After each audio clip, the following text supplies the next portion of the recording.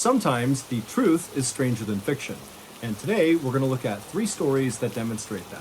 But before we get into those stories, if you're a fan of the strange, dark, and mysterious delivered in story format, then you come to the right place because that's all we do, and we upload once a week. So if that's of interest to you, please move in next door to the like button and then buy a small dog with emphysema who barks 24/7 and leave it outside every night. Also, please subscribe to our channel and turn on all notifications so you don't miss any of our weekly uploads. Okay, let's get into today's stories.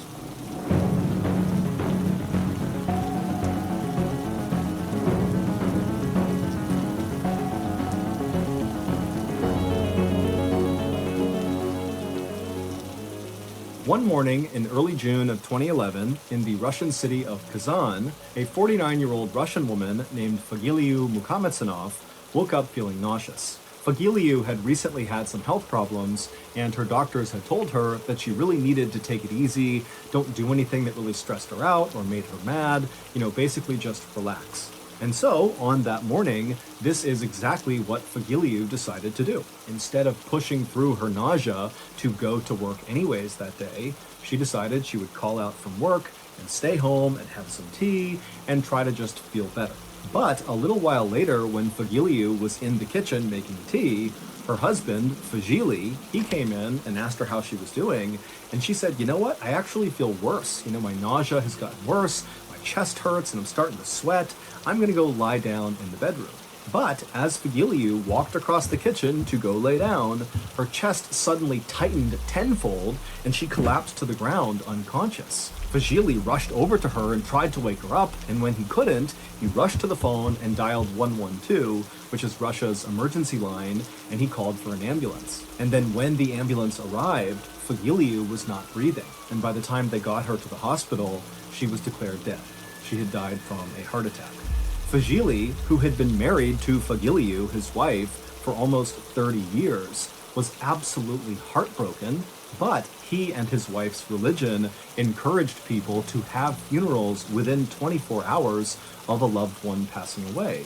And so despite the fact that Fagili was basically despondent from all his grief, he pretty much immediately began calling relatives and friends and making preparations for Fagiliu's funeral, which would take place the next day. The next morning, Fagili woke up and put on his best suit, and then he joined his and his wife's family and friends at the funeral home for Fagiliu's funeral. When Fagili walked inside of the funeral home, he saw there were all these wooden chairs facing forward towards the front of the room, and at the front of the room, up on a table, was his wife's coffin, which was open and surrounded by all the flowers that Fagili had barely been able to buy with the little bit of money that he and his wife had. Fagili slowly made his way down the middle of the room to his wife's coffin, and the other people that were there saw him coming and got out of the way in respect to, the husband of the deceased. And so Fagili, he walks up and he looks down at his wife, who again, it's open casket so we can see her, and he was struck by her appearance. She just did not look right. Now, Fagili did not have enough money to embalm his wife, which means to preserve a dead body and make it look like it's very lifelike.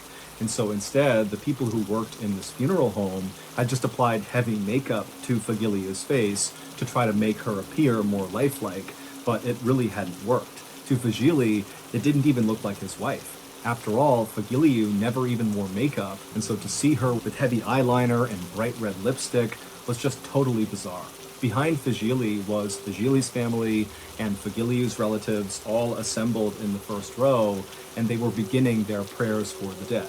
And so Fagili, he took a few more looks at his wife, and then he stepped back and joined the first row. And so as Fagili was standing there holding his mother's and brother's hand, he closed his eyes and did his best to focus on the words of the prayer, instead of on the grief he was feeling for his wife. And as he was doing that, his mother, who was on his right side, suddenly broke from the words of the prayer and let out this strange crying sound. And Fagili, he opened his eyes and looked over at his mother, expecting her to be collapsed on the ground from all the grief she was experiencing. But instead, he saw his mother was trembling and looking straight ahead. And so Fagili followed her gaze, and what he saw at the front of the room made Fagili want to faint. His wife, Fagiliu, was now sitting straight up in her coffin. She wasn't making a sound, but she was looking out at the crowd of people with her strange makeup on her face, just staring at them with wide eyes. And for a second, everybody in the funeral home noticed this and went totally quiet, and both Fagiliu and the mourners just stared at each other. And then Fagiliu began screaming, but at first it was like she couldn't make any sound. It was this raspy, dry yell that was coming out of her mouth, but then it built and built until it was sort of like a bellow or a roar. And when this loud, deep, guttural sound began coming out of Fagiliu's mouth, the mourners in the room began screaming too. And suddenly it was absolute chaos inside of this building. As funeral workers rushed to call emergency services, not knowing what else to do, Fagili, who also had been screaming after seeing his wife arise from the dead, he kind of snapped out of it and ran to his wife, and he embraced her, and when he did, Fagiliu went from screaming to silent, and she looked up at her husband with wide, scared eyes and began crying, and then she slumped forward into Fagili's arms. At this point, Fagili's family and Fagiliu's family saw what was happening, and they kind of snapped out of it too, and they rushed forward, and they helped Fagili lift Fagiliu out of her coffin, and they laid her down on the ground. And even though she wasn't moving, her eyes were open, and she was looking up at her family, just absolutely terrified, with all her makeup running from her tears. And then 12 minutes later, when Fagiliu finally was rushed to the hospital, she was declared dead again. It would turn out that when Fagiliu collapsed on her kitchen floor, she really did have a heart attack, but it didn't kill her.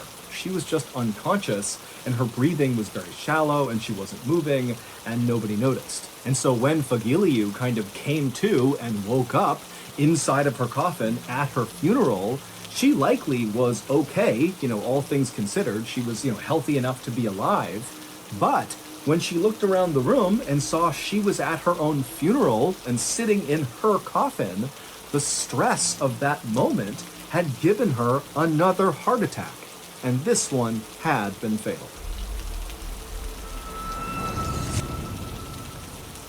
Today's video is sponsored by NordVPN. Have you ever sat down to watch one episode of a show and then you black out and wake up like 3 days later and you've binged the entire series? Well, that's what happened to me and old Seagull Lung with Bobo the Burmese Alley Cat. It's a touching show on Catflix about a Burmese alley cat with emphysema who does his best to growl and hiss and stand his ground at anyone or anything that passes by his alley. Admittedly, this show is pretty one-dimensional. It just focuses on that aspect of Bobo's life. But me and Lung love it. And so when season 89 came out, me and Lung had to watch it immediately. However, when we fired up our flubber-powered laptop, we saw season 89 was only available to stream on the world's most remote island, Pitcairn Island. And so, with no other choices, me and old Seagull Lung hopped on a blind, emotionally unstable Phoenix and made the 4,400-mile journey to Pitcairn. We checked into our Pitcairn hotel and we're getting ready to feast our retinas on BBTBAC. Lungy turned to me and said, "Papa, we hadn't net NordVPN moeten nemen," which of course in Dutch means, "Dad, we should have just got NordVPN." With NordVPN's worldwide access, you can enjoy instant, secure access to hundreds of streaming websites worldwide. And with their uninterrupted streaming, you won't have to worry about buffering. So, enjoy all that Bobo the Emphysema Cat right from the comfort of your home with NordVPN. Right now, you can get a 2-year plan plus 4 additional months for free when you sign up at nordvpn.com/MrBallin. It's risk-free with Nord's 30-day money-back guarantee. Again, that's nordvpn.com/MrBallin, or you can click the link in the description below. Okay, back to the stories.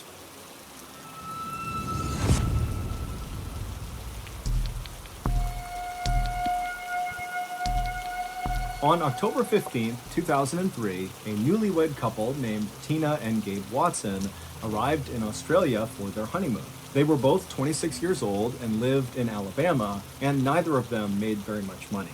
Tina worked in the kids department of a clothing store, and Gabe worked for his father at a packaging company. But Gabe's family had gifted this honeymoon trip to Australia to Gabe and Tina, and so the couple was so excited about it, and they had taken actually a whole year to plan this trip out.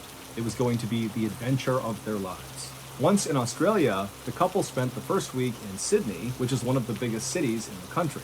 They went on a river cruise, they visited the famous Sydney Opera House, and they went to see the koalas at the zoo, something Tina was very intent on doing because she loved animals. And then on October 21st, so 6 days into their big trip, the couple headed north to the city of Townsville, which is this beautiful beach town that's right near the Great Barrier Reef. The Great Barrier Reef is the world's largest and most famous coral reef system. This was going to be the real highlight of their trip. Gabe had grown up loving the water, and now as an adult, his passion was scuba diving. He was a trained rescue diver, and any chance he got back home in Alabama, he would go diving. As for Tina, scuba diving kind of scared her. She didn't like the idea of being underwater for extended periods of time and breathing in underwater. It just felt so foreign that she didn't like it. But she knew Gabe really wanted her to go scuba diving with him in Australia, and so 10 months earlier, in January of 2003, Tina had begun taking scuba diving lessons, and then right before they headed out for this trip to Australia, Tina had gotten certified in scuba diving. So, after arriving in Townsville, Gabe and Tina would spend the night in a hotel, and then early the next morning, the couple would get up and make their way down to the dock where they would board a diving boat. This boat was going to take them out into the open water, right over this famous shipwreck called the Yongola, where lots of people scuba dive, and this Yongola wreck is right near the Great Barrier Reef. So it's a truly amazing place to go scuba diving. When the couple actually was out on the open water, they looked around and just could not believe how stunning everything really was. The beach town at a distance was unbelievable, and the water was perfectly clear blue, where they could see thousands of fish shimmering and swimming all around them. Finally, the dive boat came to a stop over the area where the Yongola wreck was, and Gabe and Tina began putting on their dive gear, as did the other 4 tourists who were also on this diving trip.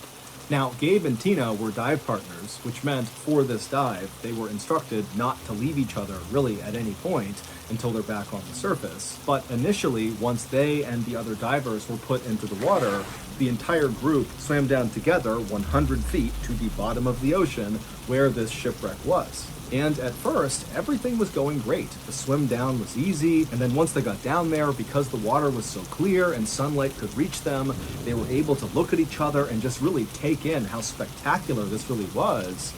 But unfortunately, Gabe, he looked at his wrist at some point and noticed his dive computer, which tells you how much air you have left and what depth you're at, was malfunctioning, and so he signaled to Tina that he needed to go to the surface and get his computer fixed.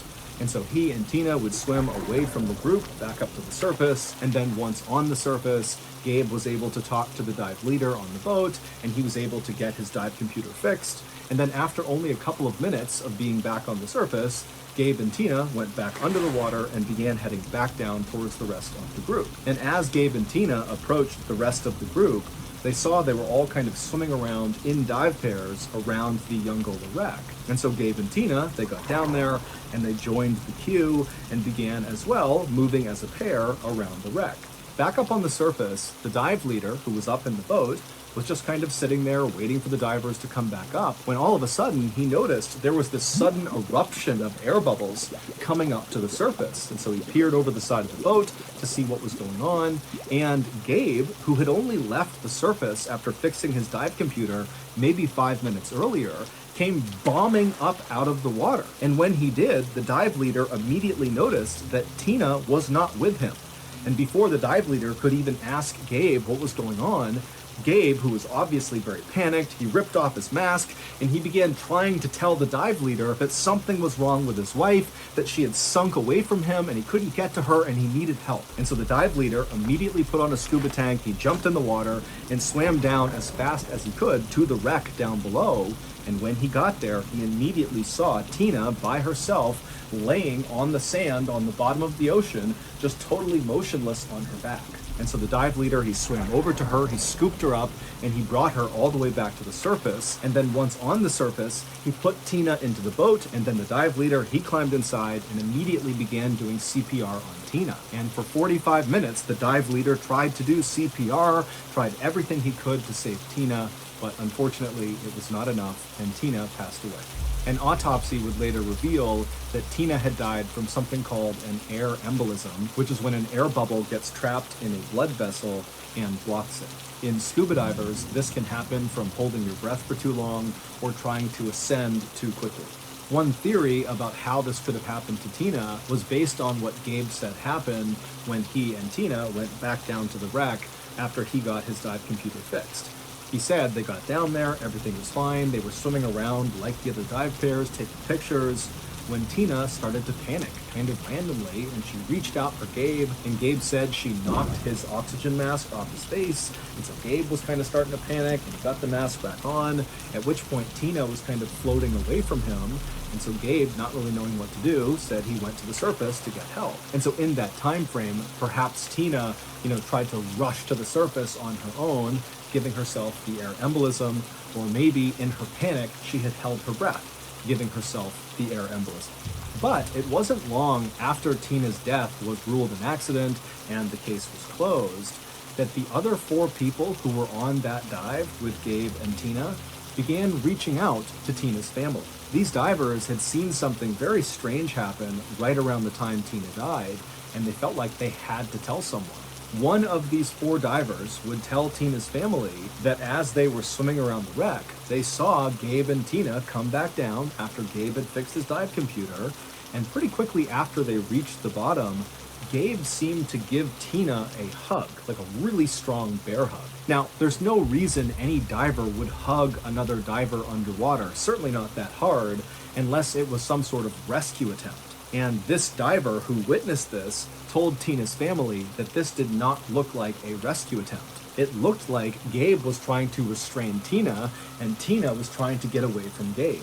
After a few moments of watching this, the same diver would see Gabe release Tina, and at that point, Tina would go limp and float to the bottom, and Gabe would rush to the surface where he would tell the dive leader that he had this emergency with his wife. This new information led Australian authorities to charge Gabe with murder. They alleged that Gabe intentionally turned off Tina's air and then put her in that bear hug to make sure she couldn't turn it back on again.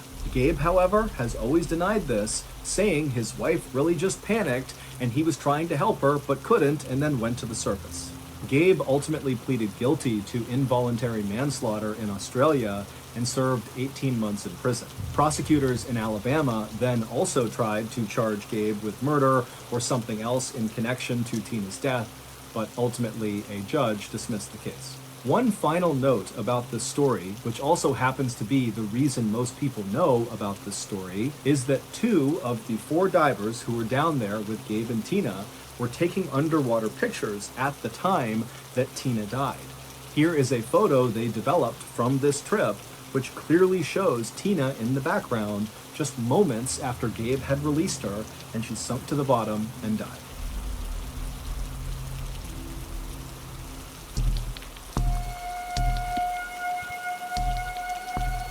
In July of 1848, a 25-year-old man named Phineas Gage got a job working construction on the Hudson River Railroad in New York. At this time in America, railroads were being laid all over the country, and so lots of workers like Phineas were needed to blast rock out of the way to lay down these railroad tracks. And as it happened, Phineas was an expert in explosives. He had learned how to set controlled blasts growing up on his family's farm in New Hampshire, and then later in his life, he had worked in a mine blasting through rock. And so in addition to just being the ideal railroad worker for this time in America, when Phineas actually started working in New York on this railroad, his co-workers immediately started looking up to him. Phineas was extremely smart and energetic. He was this incredible conversationalist. He was charismatic and funny and a natural leader. And so just 2 months into starting this new job, it was no surprise to anyone who knew Phineas or worked with Phineas that he was promoted to blasting foreman, which meant Phineas would lead the explosives team. Phineas was so excited about this promotion that he went to a blacksmith and had a custom tamping iron made. A tamping iron is a long metal rod that's used to pack explosives. When railroad workers wanted to blast through, let's say, a big rock, They would start by drilling a deep but skinny hole in the rock, then they would pour blasting powder inside, then they'd put a fuse inside, and then using this tamping iron, they would push the blasting powder and the fuse deep into this hole inside of this rock or whatever it was they were blowing up. And then, once it was packed, they would ignite it. Usually, tamping irons were sort of rough tools that looked like crowbars, but Phineas really wanted something special to commemorate this promotion. And so Phineas had the blacksmith make this perfectly straight, smooth, 4-foot-long metal tamping iron, and on one end was a pointed side, and on the other was a blunted side. And this rod, it weighed about 13 pounds, and it was about 1.25 inches in diameter. And Phineas loved this tamping iron. He brought it with him not just to work, but basically anywhere he went. On September 3rd, 1848, so not long after Phineas's big promotion, Phineas and his explosives team were blasting through some rock that ran through a forest. And Phineas, he was right up front over the blasting site, helping them prep the explosive. His team had drilled that long, deep, skinny hole into the rock they were about to blow up, and then blasting powder was put inside, a fuse was put inside, and then Phineas took his tamping iron and began packing the powder and fuse deep into the rock.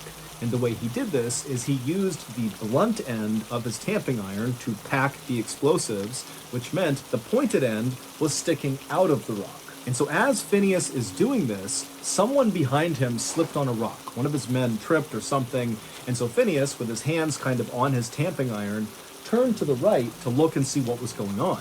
And when he did this, somehow his tamping iron that was inside of this skinny hole must have nudged against the inside of the rock, created a spark, and ignited the explosive inside of the rock, which meant the tamping iron was basically fired like a missile out of this hole into Phineas's head. It went in his cheek, up behind his left eye, up and out of his skull, and then shot 80 feet away, landing on the ground covered in Phineas's blood and brains. This happened so quickly that for a second after this thing had blown through Phineas's head, Phineas just stood there upright with his eyes wide, and then suddenly a geyser of blood began shooting out of the top of his head, and then Phineas fell backwards onto the ground. When Phineas's body hit the ground, he began having a seizure, at which point his co-workers, who were still kind of shaken up from this sudden blast, they rushed over and tried to kind of position him in a way that he wouldn't hurt himself. But I mean, they're looking at him and he's literally missing half of his head. He's covered in blood. And they're thinking, there's nothing we could do for him but basically wait for him to die. And so all of Phineas's co-workers, who adored Phineas, just stood there very somber watching their boss die. But eventually, Phineas stopped having a seizure, and then he opened his eyes and he looked up at his crew and he sat up and he said, "What happened?" Now remember, half of his head has been blown out by a 13-pound, 4-foot-long metal rod that has shot through his head. And his co-workers, when they heard how clearly he was speaking and how focused his eyes were, they couldn't believe it. How in the world is this guy alive, let alone having a coherent conversation with them? And so the co-workers told Phineas, "Please lie down, we'll get you help, lie down, relax." But Phineas, who still had blood also shooting out of his head, just kind of stood up casually and walked over to the railroad cart and signaled for his crew to take him back into town. And so the crew, they're looking over at Phineas, who now is literally head to toe just red from blood. Still bleeding, but less so, and he's just sitting on the railroad cart waiting for them. And so they walk over to him and they start the slow 1-mile journey into town on this railroad cart. And the whole time, they're all kind of looking at Phineas, expecting him to die any second. But instead, Phineas is just kind of looking around with half of his head, and at some point, he pulled out his logbook and carefully wrote down what time they were leaving their work site to make sure his crew was accurately paid. And then finally, they reached town, and Phineas was still very much alive and looking around, acting like nothing had happened to him. And the co-workers helped him to his hotel, and Phineas just sat outside on a chair in front of his hotel, just people watching, while his crew went and got a doctor. A doctor soon arrived, and he too was completely shocked at Phineas's appearance, but even more so was Phineas's eyes. He looked at the doctor, and his eyes were totally focused, like he was all there, totally lucid, looking at the doctor, waiting for him to come over and help him out with his little injury. And when the doctor kind of timidly approached Phineas, Phineas very famously said as he sat on his chair, "Doctor, Here's business enough for you. Like everyone else, the doctor fully assumed that despite Phineas's miraculous recovery from this injury, that he would soon die from this horrific wound in his head. And so the doctor moved Phineas up into the hotel, put him in a bed, and then basically made him comfortable. Now, the doctor at this point was not trying to save Phineas. He felt like there was nothing he could do to save Phineas. At this point, it was like mercy. Let's make this as pain-free as possible for Phineas as he inevitably dies from this injury. But Phineas didn't die. He would break out of it and basically be okay again. However, his personality at first, after he came out of this state of delirium, was not really the same. No longer was he this funny, smart, charming, confident leader. Instead, he was this guy who seemed to have lost all of his inhibitions and was kind of childlike. He swore all the time. He would tell people he had these crazy plans he was going to go do, but he would never follow through with them. And he would tell his nieces and nephews these wild stories about himself that were obviously made up and not even close to reality.